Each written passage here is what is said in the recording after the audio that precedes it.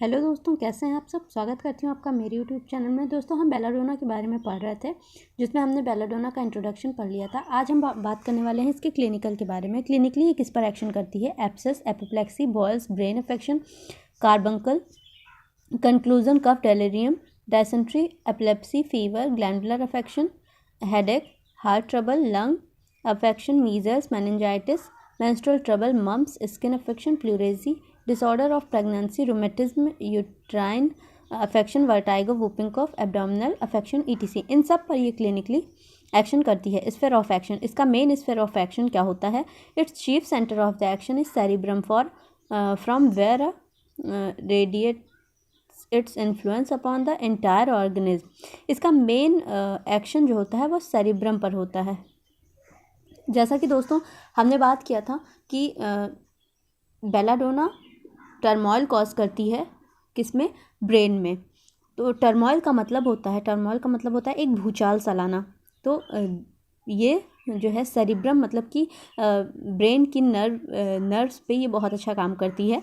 तो इसलिए इसका sphere of action main cerebrum पर होता है। और brain and its membrane, cardiovascular system brain पर होगा, इसके मेम्ब्रेन्स पर होगा। Cardiovascular system, heart, lung, mucous membrane of eyes के म्यूकस मेम्ब्रेन पर भी इसका अच्छा काम होगा। Mouth, throat, skin, glandular structure and also not spared, इन सब पर इसका बहुत ही अच्छा काम होगा। स्पेशली ये ध्यान रखिएगा, इसका सबसे अच्छा काम सेरिब्रम पर होगा क्योंकि ये ब्रेन में टर्मोइल काज करती है। इसका पैथोजेनेसिस के बारे में बात करें तो it's action on brain and its membrane. आप बस इतना सा याद रखिएगा कि बेलाडोना, बी फॉर बेलाडोना और बी फॉर ब्रेन। तो बेलाडोना ब्रेन में टर्मोइल कॉज करती है, तो इसलिए इसका जहाँ भी एक्शन होगा वो ब्रेन पर होगा। तो पैथोजेनेसिस इसका है it's action on brain and its membrane. इसका एक्शन ब्रेन और इसके मेम्ब्रेन पर होगा। Various organs produce a state congestion. Congestion का मतलब होता है जहाँ ब्लड का फ्लो ज़्यादा हो जाता है, मतलब ब्रेन में ब्लड का फ्लो ज़्यादा होगा तो इन्फ्लामेशन होगा, डेलिरियम होगा, इल्यूजन, डिल्यूजन, हेलुसिनेशन मतलब मेनिया, मतलब उसको कुछ दिखाई देने लगेगा, सुनाई देने लगेगा। ये सारी चीज़ें उसको जो मेंटल के सिम्टम्स होते हैं ये सारी चीज़ें उसको होने लगेगी क्योंकि ये कंजेशन का स्टेट क्रिएट कर देगा।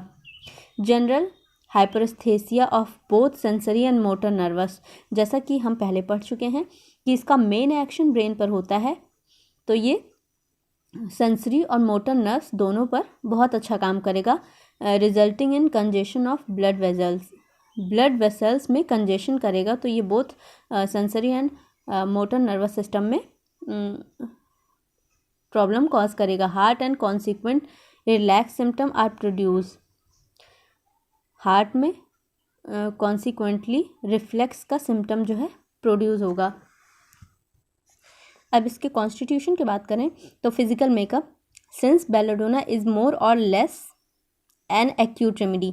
तो ये ध्यान रखिएगा, पहली चीज़ बेलाडोना टर्मोइल ब्रेन में कॉज करता है, दूसरा ये एक्यूट एंड वॉयलेंट रेमेडी है।